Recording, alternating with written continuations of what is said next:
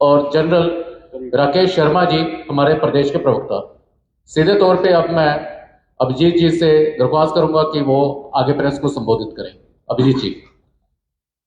बहुत बहुत धन्यवाद आपका डॉक्टर साहब। देखिए, आज की ये जो प्रेस वार्ता है, ये बड़े महत्वपूर्ण विषय के ऊपर रखी गई है, जिसमें पहला विषय जो हम रख रहे हैं वो ये है कि अगर आपने देखा होगा तो जयराम रमेश जी, जिन्हें टेलीप्रॉम्प्टर भी जानते हैं, राहुल गांधी जी के लिए जो काम करते हैं इन चीज़ों का, उन्होंने कल भारतीय जनता पार्टी के ऊपर चार्जशीट डाली। अब चार्जशीट देखिए, सबसे पहले भाग्य की विडंबना देखिए क्या है कि जज के ऊपर मुजरिम जो है वो चार्जशीट दाग रहा है।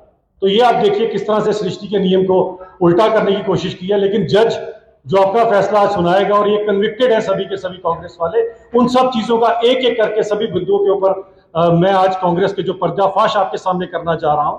ये अगर आप देखेंगे तो सबसे पहले जयराम रमेश जी कहते हैं, और खासकर जम्मू कश्मीर के संदर्भ में कहा गया आउटसाइडर्स के, बाहर के लोगों को यहां पर लाया गया। तो मैं राहुल गांधी जी की पार्टी से और इन सबसे पूछना चाहता हूं कि पाकिस्तान से जो लोग यहां पर आए, जिन्हें यहां पर नागरिकता दी गई, वो क्या हिंदुस्तान के थे?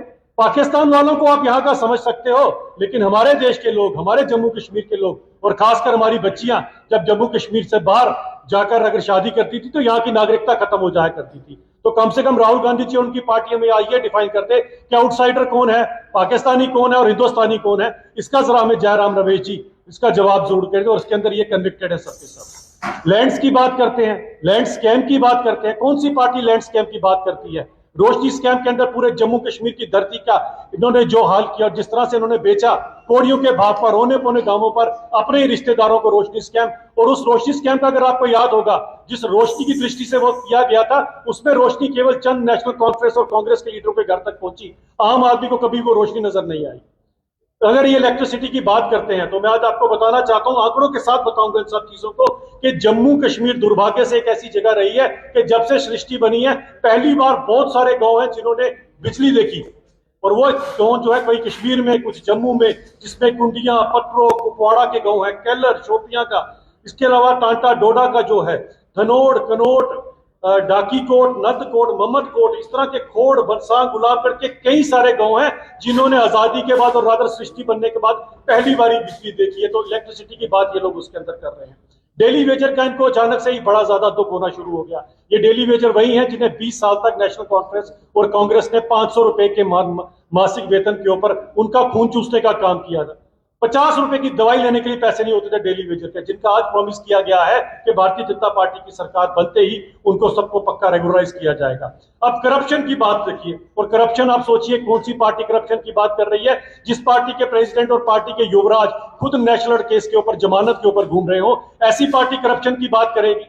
363 करोड़ रुपया और 36 करोड़ रुपया भी झारखंड में इनसे पकड़ा गया, जबकि ये कहते हैं हमें ईडी, सीबीआई सबके सब बड़े तंग करते हैं। आज आपका ये हाल है तो सोचे जब 50-60 साल तक इस देश की मलाई खाने का आपको मौका मिला होगा तो करप्शन की आपने कौन सी चरम सीमा पार नहीं की होगी।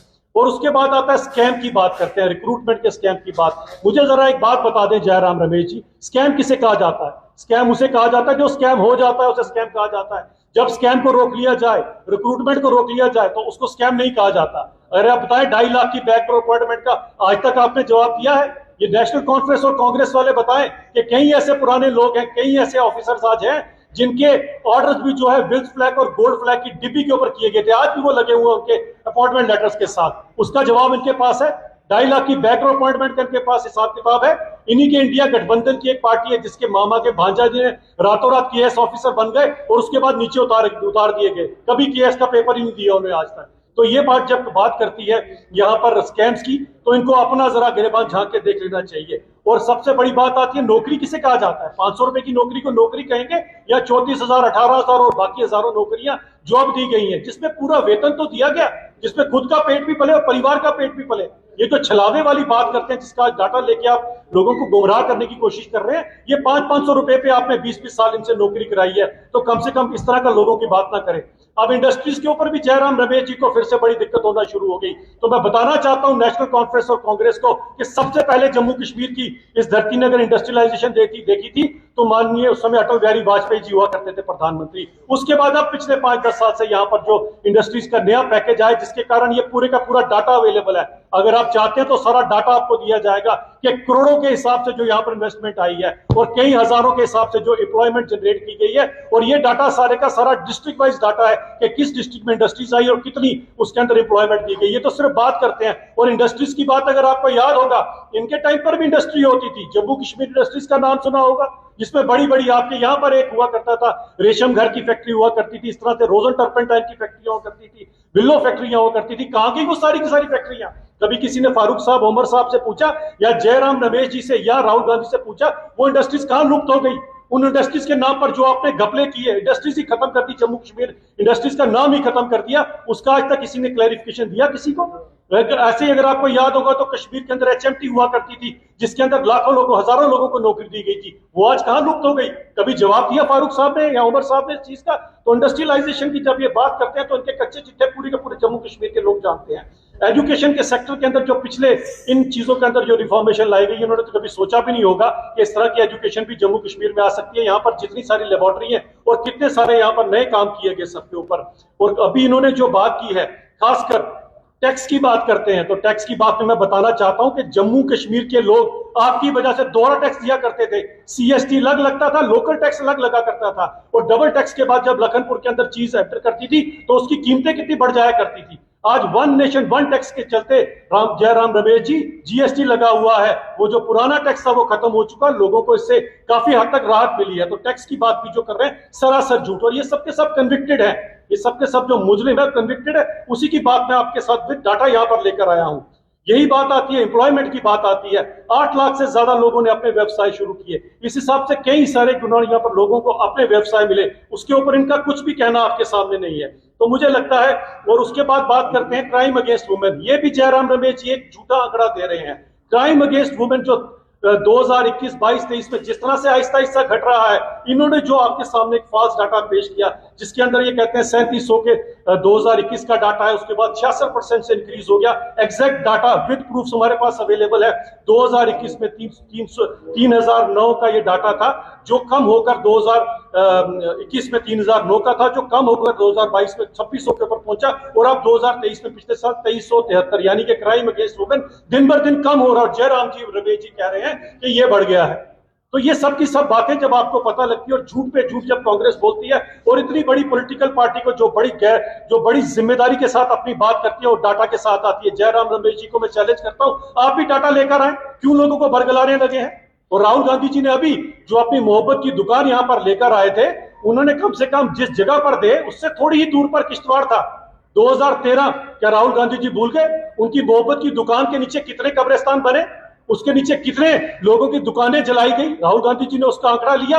और उस समय राहुल गांधी जी की पार्टी और यहां पर उमर अब्दुल्ला साहब की गवर्नमेंट में जो गृह मंत्री हुआ करते थे सज्जाद किचलू, जिनकी वजह से, जिनके होते ये सारे के सारे वहां पर क्राइम किए गए थे 2013 के, जो मोहब्बत की दुकान और हमारी दुकानें जो वहां पर जलाई गई, उसके ऊपर आज तक कभी इन्होंने कोई संज्ञान लिया? और सबसे पहले अगर आपको याद होगा, उस टाइम पे आरसी गांधी जी ने इसके ऊपर पूरा कमीशन बैठा था, पूरी रिपोर्ट निकली थी। और ये सज्जाद किचलू जो आज वहां पर धमकियां दे रहे हैं लोगों को, जो वहां पर बोल रहा है कि आज 4 अक्टूबर के बाद में क्या क्या करने जा रहा हूं, ये उसका एक्सपोज आपके सामने है। उसी कमीशन के अंदर सज्जाद अहमद किचलू जो है वो इंडिक्टेड है, इंडिक्टेड दोषी पाए गए हैं। सज्जाद किचलू दोषी पाए गए हैं इसके अंदर। और ये बताएं कि जो इंसान दोषी पाया गया वो नॉमिनेशन किस तरह से भर सकता है? और क्या जब उन्होंने नॉमिनेशन भरा तो उसके अंदर अपनी इस इंक्वायरी का उन्होंने कहीं पर व्याख्यान किया है? जरा उसका बताएं हमें।